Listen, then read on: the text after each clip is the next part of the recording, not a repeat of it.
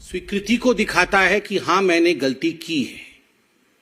और एक तरह से आज ये कहना अतिशयोक्ति नहीं होगा कि दिल्ली के शराब घोटाले के किंगपिन अरविंद केजरीवाल ने यह स्वीकार किया है कि हां शराब घोटाले में मेरा हाथ है और इसके पीछे जो बेतहाशा भ्रष्टाचार हुआ है उसमें मैं भी शामिल हूं।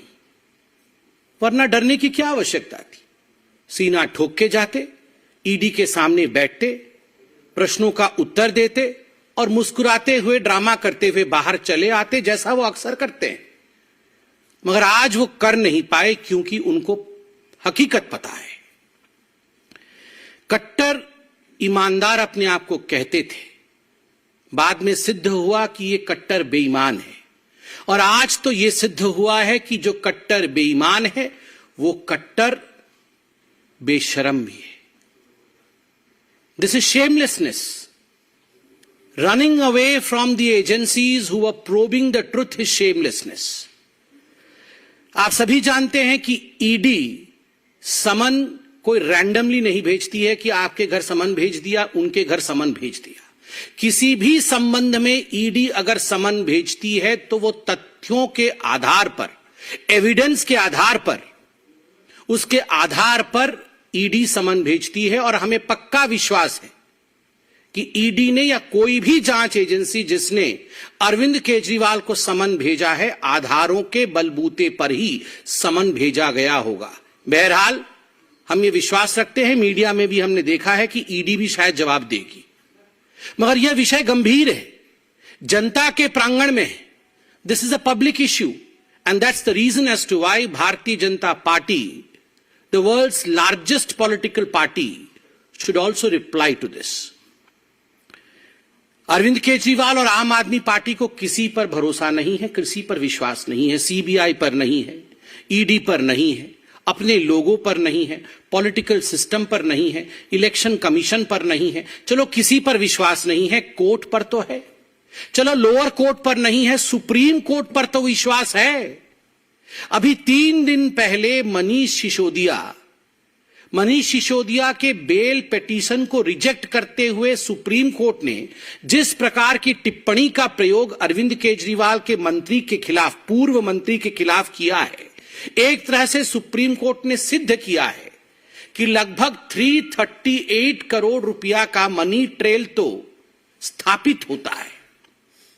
ये जो लिकर स्कैम है, जो शराब घोटाला है, ये शराब घोटाला कोई 400-500 करोड़ का नहीं है, ये कई हजार करोड़ों का घोटाला है। परत दर परत खुलासा हो रहा है।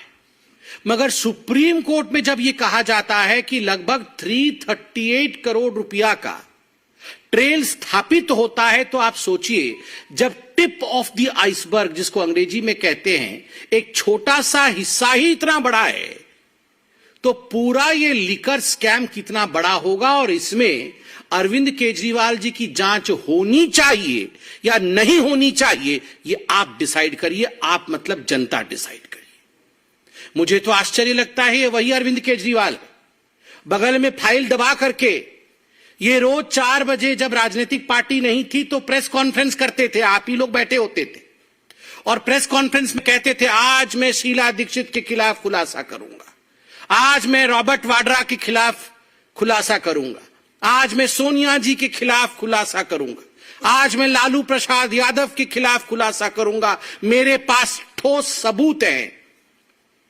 और जब 5 बजे इनकी प्रेस कॉन्फ्रेंस खत्म होती थी तो अरविंद केजरीवाल कहते थे, खुला दरवाजा है मेरा, खुला दरबार है मेरा, मैं चैलेंज करता हूं लालू प्रसाद यादव से, मैं चैलेंज करता हूं रॉबर्ट वाड्रा से कि वो आए, मेरे प्रश्नों का उत्तर दे, तभी मैं इन्हें क्लीन चिट दूंगा। ये अलग बात है, अभी गलबइये कर रहे हैं इनके साथ घमंडिया अलायंस बनाया हुआ है। मगर ये सारी चीजें अरविंद केजरीवाल जी के खुद के स्टेटमेंट हैं। वाह अरविंद केजरीवाल जी, आप चंद कागजों पर सवाल लिख के लाते थे, उन सवालों के जवाब आप उस समय विपक्ष के और सत्ता की नेताओं से मांगते थे, वो तो ठीक था। आज देश की संवैधानिक जांच एजेंसी आपको सवाल के कटघरे में जब खड़ा कर रही है तो आप भाग गए। आप प्रस्तुत नहीं होना चाहते हैं। आपने अपने चिट्ठी में क्या लिखा है, चिट्ठी भी लेकर आया हूं। आपने अपने चिट्ठी में लिखा है, मुझे किस हैसियत से बुलाया गया है, एक इंडिविजुअल के हैसियत से, या official capacity as chief minister of Delhi, या नेशनल कन्वीनर ऑफ आम आदमी पार्टी, मुझे किस हैसियत से बुलाया गया है। अरे अरविंद केजरीवाल जी, ये जितने गागर बंद है ना अभी जेल के अंदर, चाहे वो मनीष सिसोदिया जी हो, चाहे वो संजय सिंह जी हो, चाहे वो सत्येंद्र जैन जी हो, ये सारे गागरों के सागर आप हैं। तो करप्शन के सागर के हैसियत से बुलाया गया है। आप जो जानना चाहते हैं कि किस हैसियत से आपको बुलाया गया है, as the ocean of corruption, as the source of corruption, from where corruption emerges in Delhi, जहां से करप्शन जन्म लेती है उसके बाद मनीष सिसोदिया जी तक पहुंचती है, जहां से उद्भव होता है करप्शन का और उसके बाद वो पहुंचती है सत्येंद्र जैन के पास, जहां से करप्शन आरंभ होता है और उसके बाद वो पहुंचती है संजय सिंह के द्वारे, उस सोर्स के रूप में आपको बुलाया गया है, एज दैट सागर, गागरों के सागर के रूप में आपको बुलाया गया है। और ये क्या वीआईपी सिंड्रोम है? मुझे क्यों बुलाया गया है? क्यों? आप क्या कानून से बड़े हैं? आप दिल्ली के सीएम हैं? क्या आप भगवान हैं? वैसे तो आपने कोई कोर कसर नहीं छोड़ी थी अपने आप को श्री कृष्ण इत्यादि बताने में, मगर क्या आप भगवान हैं जो आपको कोई एजेंसी नहीं बुला सकती है? और तो और मैं आज आपसे सवाल पूछना चाहता हूं, ये जो आपके डायलॉग्स होते थे ना, प्रेस कॉन्फ्रेंस वाले डायलॉग, डबल एक्सेल शर्ट पहन करके आप जो प्रेस कॉन्फ्रेंस करते थे और कहते थे कि ये मुझे पता है अब ये मनीष सिसोदिया को भी बुलाएंगे, मुझे पता है कि मनीष सिसोदिया बिल्कुल सच्चा है, बिल्कुल कट्टर ईमानदार है, मुझे पता है संजय सिंह कट्टर ईमानदार है। अरे आपको तो पता था कि ये सारे कट्टर ईमानदार थे, मगर इनमें से किसी को अभी तक बेल क्यों नहीं मिल रही है? 10 महीने हो गए अरविंद जी, 10 महीने हो गए मनीष सिसोदिया जेल की सलाखों के पीछे बंद है। लगभग 6 बार सर्वोच्च न्यायालय तक जा चुके हैं बेल एप्लीकेशन लेकर। और क्या कहा न्यायालय ने बड़े स्पष्ट रूप से कहा, one aspect regard to the transfer of money ₹338 crores is tentatively established. We have therefore dismissed the applications for bail. यह कहा है सुप्रीम कोर्ट ने मनीष सिसोदिया जी को लेकर। क्यों? इतने कट्टर ईमानदार थे अरविंद केजरीवाल जी आपके अनुसार, तो बेल रिजेक्ट क्यों हुआ? आप संजय सिंह जी के लिए कह रहे थे ये बड़े क्रांतिकारी नेता हैं, इनको फंसाया जा रहा है बीजेपी की ओर से। कोर्ट ने क्या कहा? राउज एवेन्यू कोर्ट ने जो कहा है, मैं कहता हूं, in prima facie view of this court, the fact stated and material placed before the court nowhere show और suggest that his arrest in the present case is unwarranted or unreasonable, as allegations have been made against him or his being directly associated with activities related to the proceeds of crime of the present case. ये बहुत स्पष्ट रूप से कहा गया है कि कोई जो एलिगेशन लगाते थे आप कि ये पॉलिटिकली मोटिवेटेड है, ऐसा नहीं है।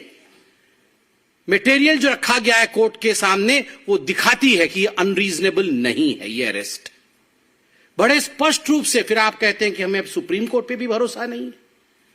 इतना ही नहीं अरविंद केजरीवाल जी, आपने अपने चिट्ठी में लिखा है कि ये मनोज तिवारी जी, इनको कैसे मालूम पड़ गया कि मुझे समन होगा और मुझे अरेस्ट किया जाएगा। ये अरविंद जी, ये मनीष सिसोदिया जी को जब ईडी ने बुलाया था और जब संजय सिंह को ईडी ने बुलाया था, तो आप अपना भाषण खुद निकालिए।